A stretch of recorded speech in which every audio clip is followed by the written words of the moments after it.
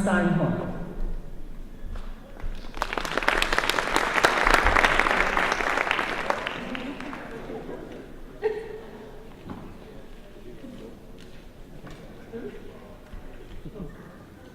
Good evening. Thank you for being here, being interested in your upcoming election on May 8th. Thank you to the West End Watchdogs for inviting the League of Women Voters to moderate this forum. And to the candidates who are backstage, we thank them all for agreeing to share their opinions and answer your questions. Permit me a short advertisement for the League of Women Voters before we begin. We are a nonpartisan political organization. While we never support a party or endorse a candidate, we are directly involved in shaping important issues which keep our community strong. I cannot, as a moderator, I do not live in Long Branch. A moderator cannot reside in the same town where they are moderating. The League studies issues, comes to consensus, adopts positions, and then advocates on topics dealing with education, immigration, election reform, our environment, and many other important issues in our lives. As League members, we have the opportunity to contribute in many ways that have great impact on local, state, and national issues. We do make a difference, and so can you. Just by voting, which is not just, it's by voting and by being an educated voter. Currently, the League is working diligently to register voters and make sure this country's voting record improves in future elections. We would love to have you, men and women, as members or just as helpers. We're holding a voter registration training on Saturday, April 21st. At the Monmouth County Headquarters Library in Manalapan. It's open to the public. And if you're interested, speak to my two cohort League members here or to me after the forum. Because we are nonpartisan, I'm required to state that any use of the League name or footage from this debate in campaign materials, literature, or advertising of any kind has not been authorized by the League of Women Voters. Now, for what you really came for.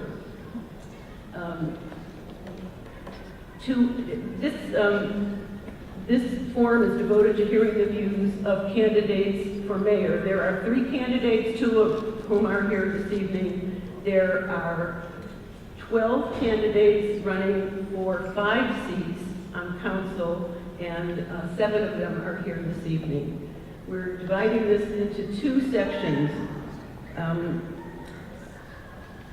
The first section, the mayoral candidates will have about a half an hour to 40 minutes of the evening. They have agreed that each will have a 2-minute opening statement, and we will do this in alphabetical order. A question period will follow. I hope you've been filling out little cards with questions, and I will ask the questions. And I hope that what we're trying to do is get a variety of subjects. So if your question isn't answered, it's just probably because there are others on the same topic. All questions must be directed to the issues rather than personalities. And then each of these candidates will have a minute and a half to answer each question. And finally, the mayoral candidate will have a 2-minute closing statement. In reverse order of how they began. And I will repeat this whole thing for the council candidates so they hear it. We have a timer. Anna, no? Am I echoing? Okay. Okay, now I'm back. Okay. We have a timer, and this is to the candidates. She will be holding up, when you have 30 seconds left, she will be holding up a yellow sign. And when your time is completely up, she will turn it around and it will say stop, and you can just finish the sentence. But we hope that you won't go on because I will be watching. And as a courtesy to the candidates, please turn off any cell phones and other electronic devices now. And in terms of photographs, I was asked, if you do have a camera, you can't, don't make it a flash because we don't want to disturb candidates, and don't walk around the room and disturb because we are filming for cable, right? It is going to go to cable. Please Channel 20.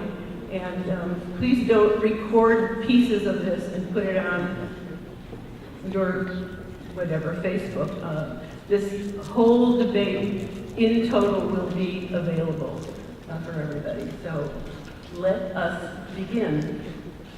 The first mayoral candidate will be Avery Grant, and we will have 2 minutes to hear his opening statement. Okay? Yes. Mr. Grant. Thank you very much. Sorry. Thank you very much. And thank the League of Women Voters. I must apologize that I might be reading some notes because we are limited to 2 minutes. But I'm Avery Grant, and I want to be your mayor to bring back our Long Branch community. The current administration has provided a lot of good parks, but we don't have the added activities that we used to have. I don't know, does anyone remember Administrator Ravo? He had these big pods at each park. You had leather paint, all of them. My kids learned to make leather belts, hand paint. They learned to play tennis. I'd like to bring things like that back to this city. I would also like to give better support to our Pop Warner and to the Little League. My son played right outfielder for the Long Branch Community Center Cardinals. And when they won the championship, the police escorted them to McDonald's. And that made you feel tremendously that you belong to a city. And I want to restart even the International Festival. How many remember we used to close off Broadway for 2 blocks? And all the ethnic groups, we got together and we performed and we fed and did things. I want you to feel like you are in a community where you can enjoy yourself. And I think we've lost that. And I want to bring that back. Even the soccer league. And I don't know if you remember, we used to have the big top circus at Pleasure Bay. So, just 30 seconds, I could be here all night talking. But I think you get the idea. I've done things like this even where I've worked at East Orange and in Irvington, that we can do this. And I love our city here. I like the people. And I was counting, I have about 57 different certificates and plaques for work I've done around the city and throughout the state. Because my father was a minister and he said, God made people to love people. So I want to be your mayor to restore that love and make that connection. Thank you so much. I'm going to ask you all, in the interest, I should have said this earlier, in the interest of time, because we have so many candidates we want to hear from and so many questions you want to ask, please save all your applause for the end, the very end. Mr. Schneider, it is 2 minutes for your opening statement. Thank you. Thank you all for showing up tonight. I want to thank Mr. Grant for showing up too, because there's supposed to be a third candidate up here, and at the last minute he canceled. And I'm bringing that up right at the beginning because about a month ago, Patty Barachi, who is the head of the Watchdog Group, asked us at a council meeting if we would debate. Mr. Grant was in the audience and said, absolutely. My answer was, anytime, anywhere. The third candidate said he'd be here, chose not to be here. I'm not sure why not. The election is extremely important. I've had goals from the first day I got elected, the biggest of which was to work with the people on council and the staff, and we've accomplished that, and we've done a lot for this city. You know, we started out, my first project in 1989 was Jackson Woods, and still one of my proudest moments is the day we were there with Governor Jim Florio, having gotten $2 million to buy a park. We've continued with parks, Truax Avenue, Manahasset Creek Park. We started wanting to revise the oceanfront, and we planned it. And the first thing, one of the first things we said in 1994 as we were working on plans, we had to make the city safer. And we went from approximately 67 police officers to almost 100. And one of the results of that is crime has been cut by 2/3. One of the other things we looked at right away, tax problem. 1988, 89, 90, as taxes climbed and people were saying we're being forced out of the city, we looked and we knew we needed to do better. So what we did is we looked at a plan. How are we going to do this long range? I'm sure this question is going to come up again, and I'm going to talk about it this evening. But long-range planning and political cohesiveness and continuity has made a huge difference in this town and been a huge benefit. where, for example, the oceanfront now pays close to 10% of the taxes in this town. And the tax rate for 2 years in a row has stayed stable. And we've been able to give more money to the police department, to the library.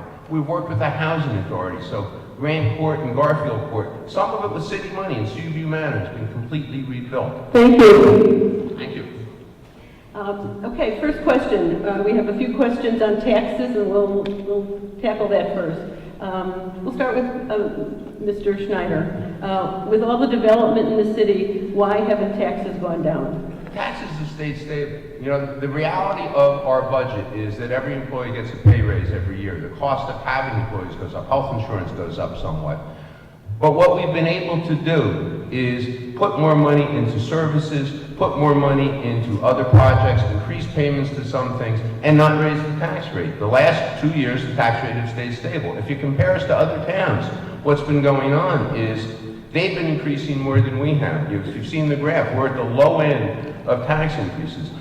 One of the problems with living in New Jersey is we fund everything through property taxes, which includes the school and the county. We control about 40% of your tax bill. The rest of it goes to the county and to the schools. So the part we control has kept very stable.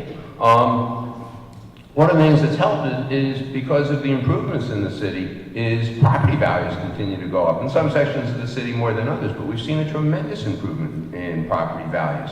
But I think the biggest thing that we've seen is more of the budget, more of the money that's going into the budget is coming off the improved section of the oceanfront. And that's been able to moderate any tax increases over the past couple of years. In the last 2 years, keep the funding level, keep the taxes level.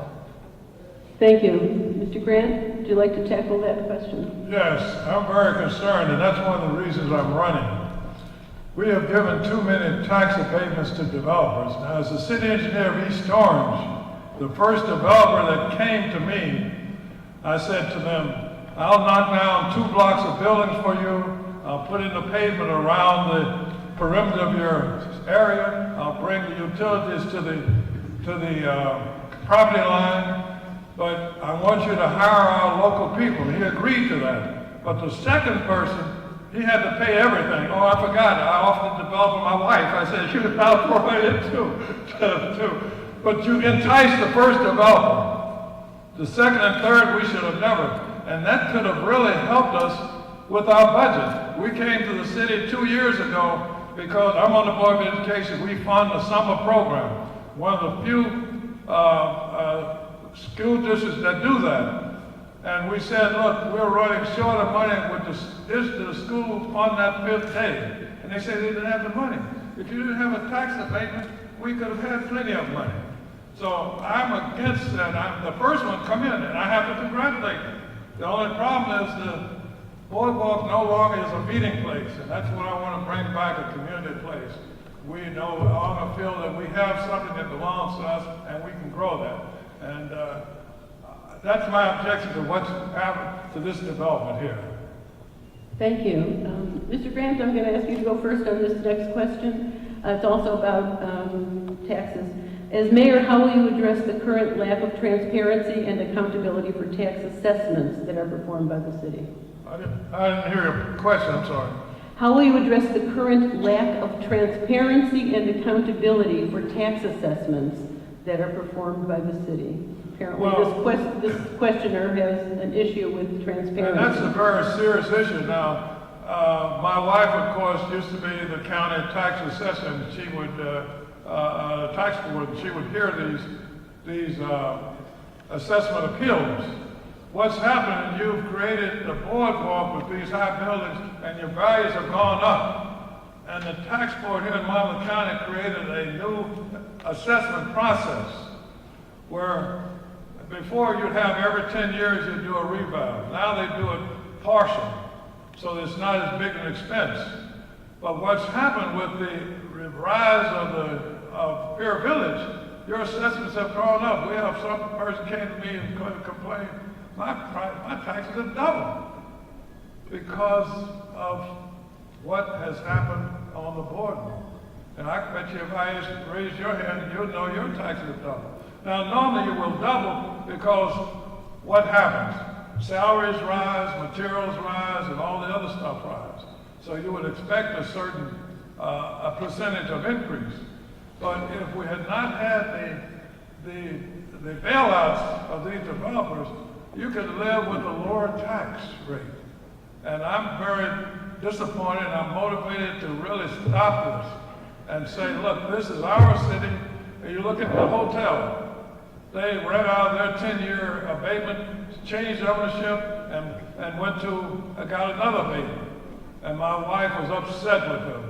But you can control all this stuff. Thank you. Mayor, do you want me to repeat it? Sure.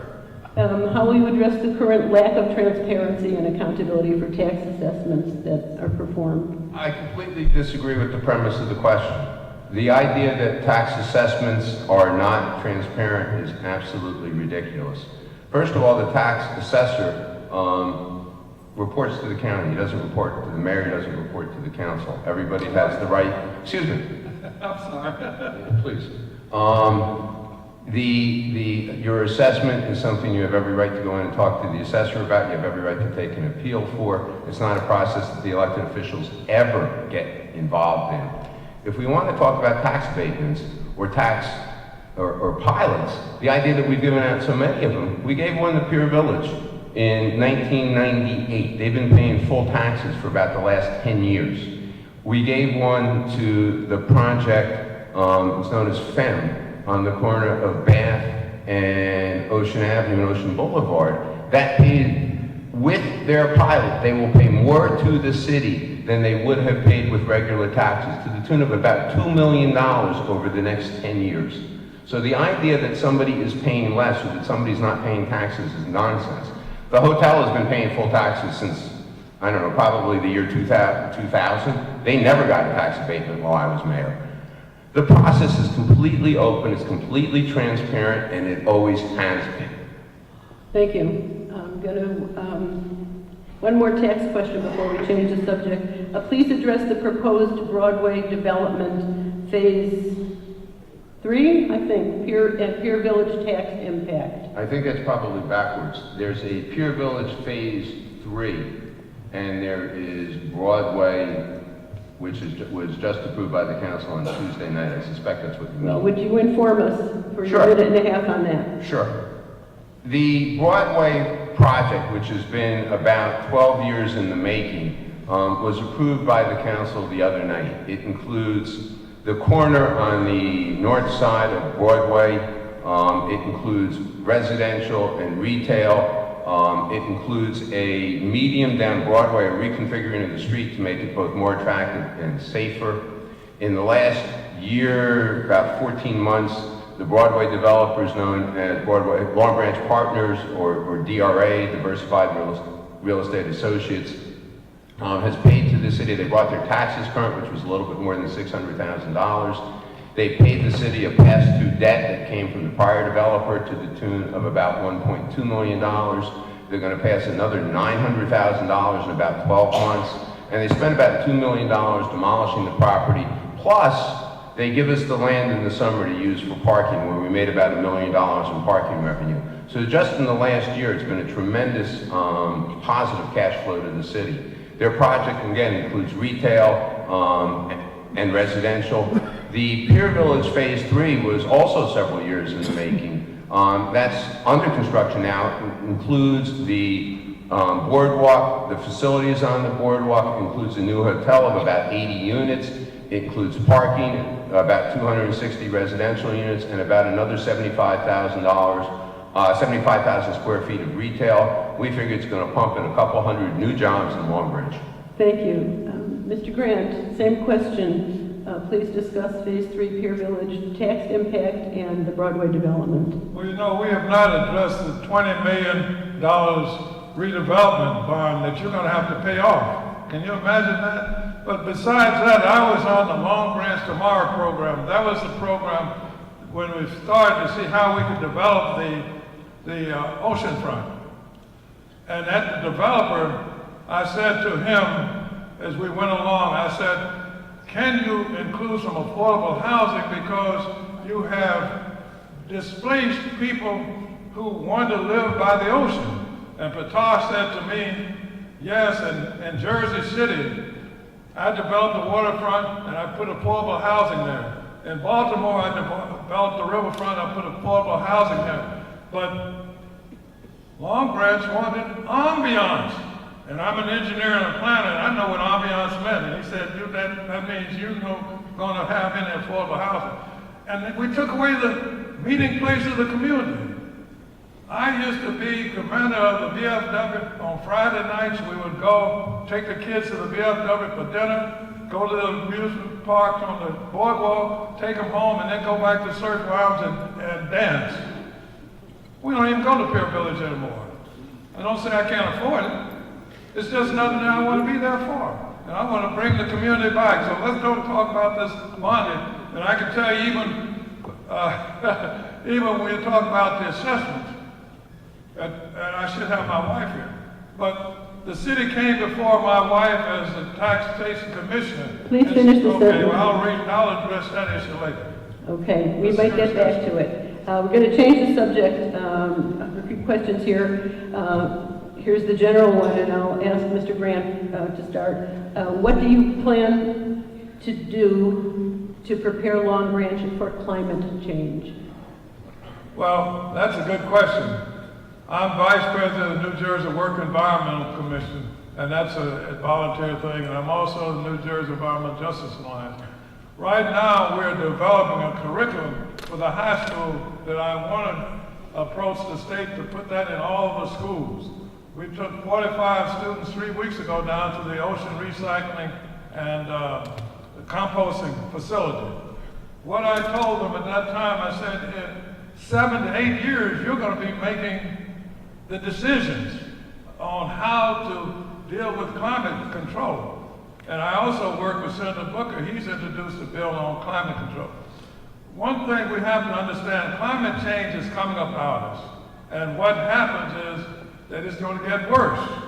And when I was in East Orange, I would get letters because I had 10 divisions, 10 people work for me. The garbage landfills would say the tipping fees are going to go up. Those are the fees to dump in them. The gas clean people said you're going to have to pay more for gas. When they said they would build an incinerator in Newark, I said, thank God. And now I'm trying to tear down the incinerator in Newark because it affects the environment. So we've got to understand what we're talking about, climate change, what that means. And we've got to start now with our children because they're going to make the decisions as to how we survive. And if you look at the EPA charts, the climate and the condition of the environment here in Long Branch is not meeting quality. Thank you. I can talk all day. Mr. Schneider. One of the first things I did after the election of President Trump and his point out of the Paris Accord was to sign on with a mayor's group concerning climate change. I think our biggest role locally is to participate in national organizations that are concerned about this issue, to lobby people, to lobby our elected officials, to educate our population. You know, we do some things. You know, part of open space is if there is less development and not development in some spots, you provide cleaner air, you provide a better environment. Part of it is you get involved in local politics, you encourage people to vote, you encourage them to be active with candidates who support this position.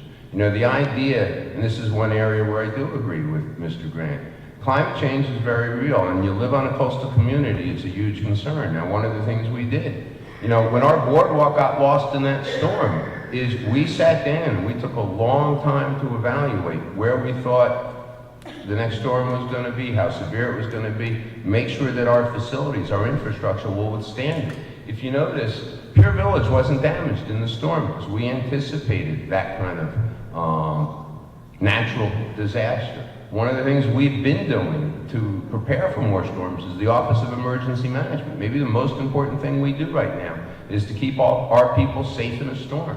And our response to these natural disasters has been exemplary, and we work very hard at it. Thank you.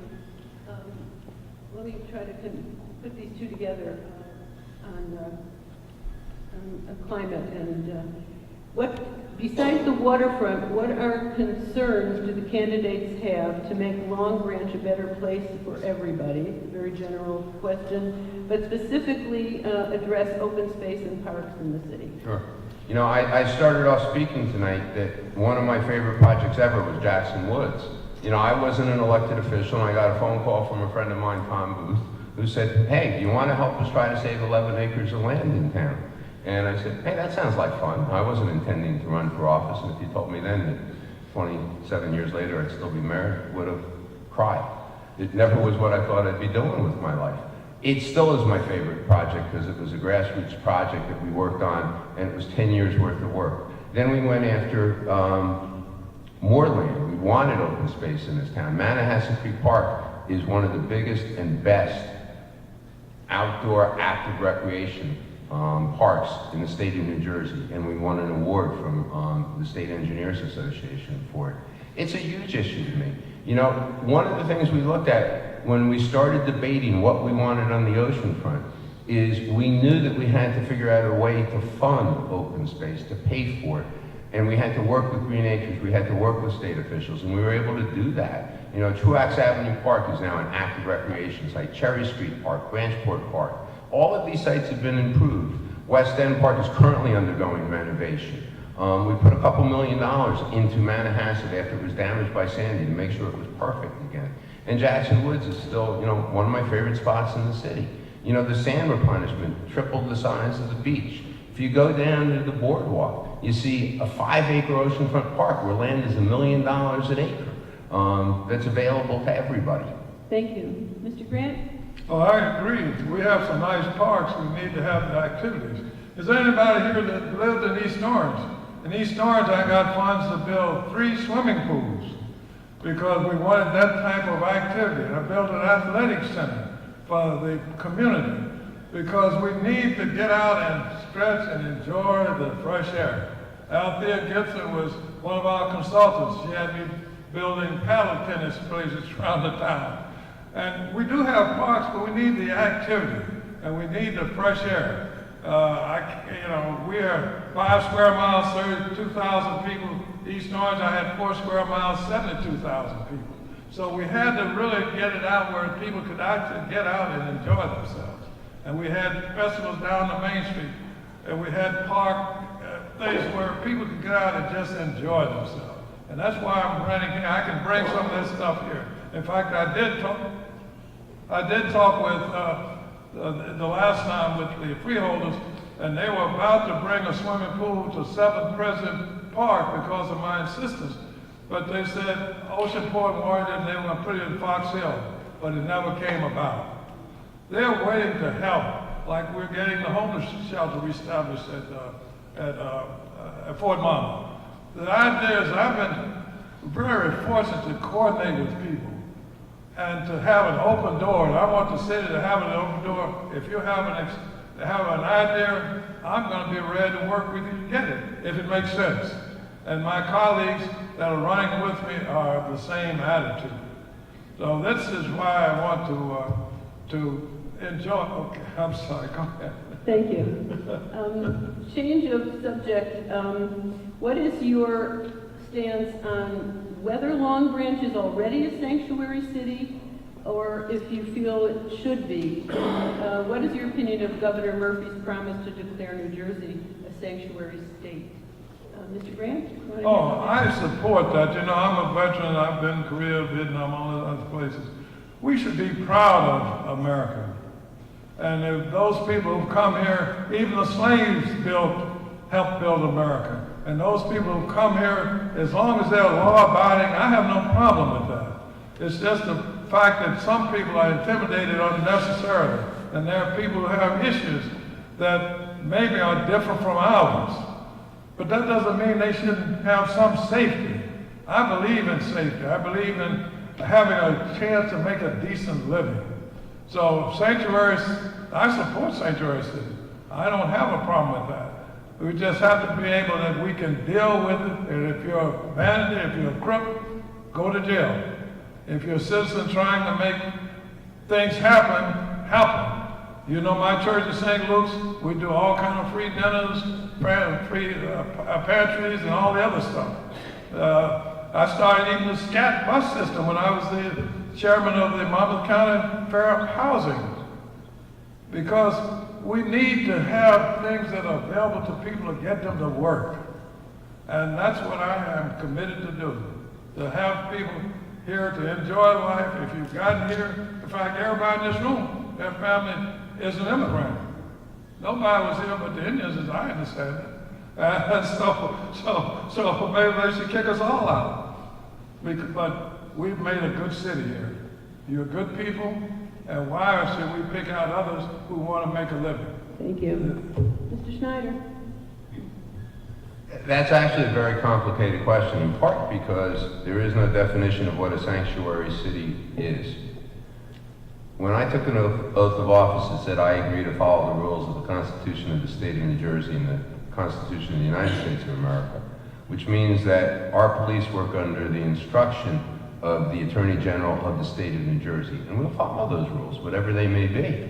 And we do right now. For example, one of the things we get complaints about is you should pull over every white van that has an out-of-state plate because you know that they're not legal. Well, first of all, people are neither legal or illegal. They might not be documented, but they're not illegal. But we're not allowed to do that. The rules say so. We will follow those rules. We are not the arm of the ICE. We don't arrest people because they're not documented. But the reality is we have kids who don't go to school because their parents are afraid that they're going to get picked up. The reality is that we're a city with a great number of people from other countries. It's almost cliche to say that Long Branch is one of the most diverse cities in the state of New Jersey. We all relish that, or we probably wouldn't live here.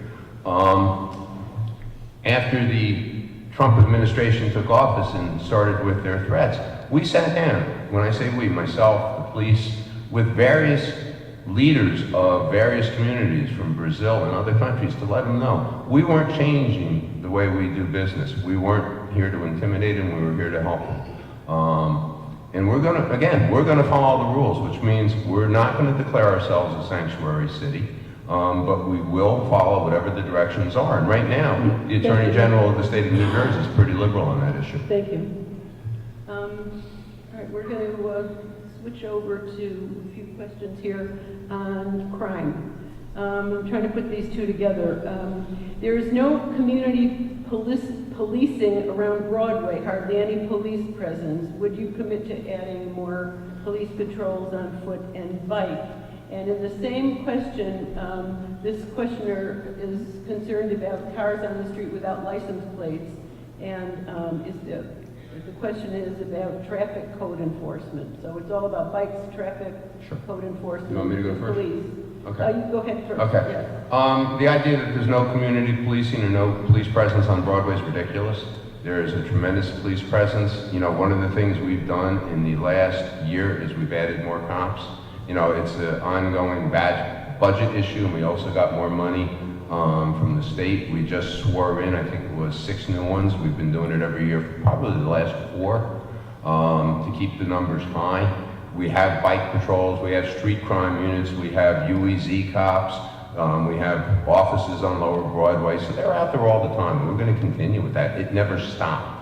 Probably as I go door to door, one of the number 1 complaints is parking. We hear it all the time in various neighborhoods. It's an issue in town, but it's not the issue that there's too many people in the summer and there's nowhere to park. It's people, if they live near Monmouth University, they're concerned about the kids parking on their street, the kids leaving their cars there for 2 or 3 days. We have other streets where people park in different neighborhoods and leave their cars there, so that's an ongoing issue. You know, our commitment is to hire good people as cops. You know, one of the things we do is you have to be a Long Branch resident to be hired as a police officer. We can't make you stay here after we hire you because we don't have that legal authority. But we start with young people who are committed to being good cops.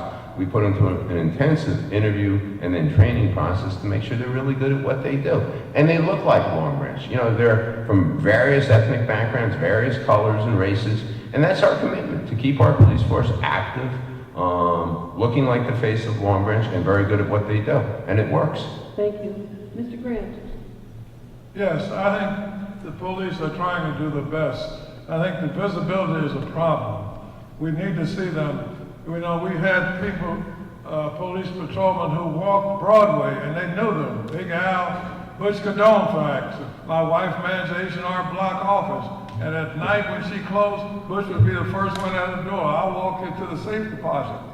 But we don't have that visibility that we need. We had, in East Orange, we had a program where we would buy, the federal government said, if you paint the police cars white, I'll give you some cars. And I was able to get 5 police cars. And they said, if you would let them take them home and park on the street, we're not going to mandate it. Well, what'd that do to you? You saw a policeman, you felt safe. He might be asleep, he might be on a trip. The idea is 2 things with security. One, you have to feel safe and you have to be safe. And yes, we have a good police force. We have issues, and I could discuss those, but I won't at this time. But they're trying to do a job. And if we can cooperate with them, I think we'll feel better. And as I say, they're trying to do a job, and we're trying to cooperate with them. And I would give you more walking police, because you want to feel safe, but you want to be safe. And with community policing, like we brought in the jump out boys when we had a little gang problem here. We brought them in from Freehold so they could chase the gangs out of town. Thank you. Okay. Actually, your comments have led into this question very nicely. How will you provide for a safe Long Branch? Will you push for a gun weapons amnesty program allowing a no questions asked policy when disposing of a weapon to the Long Branch Police Department? Mr. Grant? Definitely, I support gun amnesty. I'm just concerned that we have people who don't know what to do with their weapons. And if we had a place where they could turn them in, now years ago we used to have the buyback problem. They would come and you turn the gun in, you give them $5 or so. You know, I'm military, I fire just about any weapon you can think of. But I don't think we need AR-15s around this area. I'll admit that you feel powerful, but what do we need that in a civilized world? We don't need weapons like that. If you have a concerned or a confined area, yes, go out and fire your weapons and do some hunting and do that type of stuff. But to have things like Parkland, Florida happen, and Newtown, look, we can't guarantee 100% security. But again, we want you to feel safe and be safe. And if you know we had an amnesty program, you say, well, look, they're trying to do something. And wow, what does that mean to you? It means the city is trying to help. And again, I think our police force are working, and I commend them for expanding the police. That's part of your tax budget, but I don't mind paying that extra $1 or $2 to feel safe and be safe. Thank you. Mr. Schneider, gun weapons amnesty program. We did that once, about 20 years ago. We allowed people to turn in their guns without any questions. Of course, if the gun was used in a crime, there is no amnesty. I don't believe it's completely legal. I don't believe that we have the authority to do that again, because that's what I was told then, unless they've changed the law, and I'm not familiar with it. A gentleman who's here tonight asked that question the other night. It's a good question. If we're allowed to do it, I'd be happy to. The county has run that program several times. You know, to the extent that this is a question about gun control, the reality is we had a mass shooting in Long Branch on New Year's Eve, and it was one of the most distressing moments and weeks that I ever had in my life, because I knew the people who died. And it's just this horrible feeling. And one of the things I was asked by a reporter was, do you think the law's going to change? And my answer was that if what happened in Connecticut at Sandy Hook didn't change the law then, I don't believe it ever really will. You know, if Congress, you know, certain things have to be done on a federal level. New Jersey actually has what are considered to be very strict gun control laws. But, you know, you can't get on a plane and you can buy a gun. You have mental health issues that prevent you from doing things legally. You can buy a gun. It doesn't make any sense to me. Personally, I'm scared to death of guns. I've never had one in the house. I never would. I wouldn't know what to do. I'd be terrified. Whether it's ever going to change in this country, I don't know. After Parkland, you get the sense that people definitely want that kind of change, that young people in particular with the leadership of the kids from Parkland will advocate for it and will not give up, and I hope they don't. I hope they don't. Thank you. I'm just going to ask this quick question. It almost is a yes or no before we do a closing statement, because we want to give the council candidates a chance. This questioner wants to know, is crime up or down in your opinion or statistically? Mr. Grant, do you have a comment? We won't give the whole minute and a half, just a quick. Well, as far as crime rates, I don't have the records here, but I feel that Long Branch is a fairly safe town. I know we've had incidents and things like that. So I would say that I feel that the crime rates are down. I agree with Mr. Grant. Oh. Okay, But well, you know, that's good. We just wanted a quick answer. Oh, that's Let all it you go want. on. Quicker than you. Okay. Let's go to your 2-minute closing remarks, and I believe, Mr. Schneider, would you like to go first? You know, I made a promise 4 years ago. Mr. Grant ran, he ran a really strong campaign, and I think a lot of people were surprised how close the election was. And I sat down that night and I told myself if I was going to do this again, a couple things were going to have to be true. One of which is I was going to have to work harder in the campaign than I have. And secondly, I was going to have to feel some love for the job. That maybe, it wasn't that I had lost it, but I was tired. You know, the last term from 2010 to 2014, you know, we had a storm, it had been a bruising election, a lot of things happened in my life that just required a lot of attention and time. And in the last 4 years, in part because of the people I've worked with, and in part because the candidate who couldn't bother to show up tonight, you know, really tried to break things up, I really discovered a lot of passion for this job again. Not that it was ever really missing, but the willingness to work hard on a campaign, to fight for this job, and that's what I've been doing for the last year. And I'm going to continue to do it. I love serving this town. I love working with the people who work for the city of Long Branch. I love my 3 running mates who I've been working with for the last 8 years, and the 2 new ones who are showing a real passion for campaigning, and I think are going to be very good after they get elected.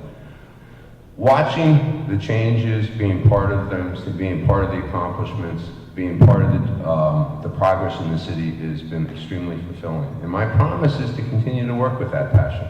I'm very confident that we've campaigned well, that we're going to win, and that we're going to continue the progress. You're going to see something Avery and I agree on: lower crime, better cops, more work. You're going to see continued progress, more open space. You're going to see a library and a housing authority that work well with the city officials. I love what I do, I love what we've accomplished, and I promise to keep working for you. Thank you. Thank you. Mr. Grant? Yes, again, our theme is bringing back the Long Branch community, and I want that good feeling. Now, I came from Germany on my way to Vietnam in 1967, and being a signal officer, Fort Monmouth is a signal home. I said to DA, I want to come back here. And they said, come on, you can come back if you want to. And we built a home here. And halfway through Vietnam, you can go R&R wherever you want to in the Pacific. And I met my wife in Hawaii. And she said, Avery, I don't care where the Army sends you, I'm not leaving Long Branch because they're so friendly. And she says, that's what I like about Long Branch. And she used to walk down Broadway because we had a nice shopping district, and I'd like to bring that back. And she passed by, she had the carriage with my little kids in it, and the lady stopped her and said, come here, girl, you look like a Williams. It turned out to be an aunt she never knew. That's what you want to do. And I want to create, you might laugh. One of the things I will do if I'm mayor, I'm going to start a smile campaign. People don't look at each other like we used to. I'm from Memphis, Tennessee, and if you pass by somebody and didn't look at them smile, they would stop you. Doesn't that make you feel good to be acknowledged? That's very simple. But I'd like to get people together. I don't know how much time I got, but do you remember we used to have a big bocce ball league? And I was captain of the VFW team, and we had 4 courts around the town. And the old guys would bring their jug of wine. And they said, Avery, I know you don't drink, but you got to bet some bananas. And here we were drinking and gambling, it was illegal, the cops had cheered us over the big crowd. That's a city, that's a community. And that's what I want to bring back. But I also want to try to lower your taxes. But my wife beat something about that because her job that she had. She said, we got to do something about the taxes. because young people are leaving. Thank you. My kids went to Georgia, well, okay. Sir, but Here all night. this is a good moment to, you may applause, we'd like to make a quick switch, and if you need to stand up and stretch, it's good.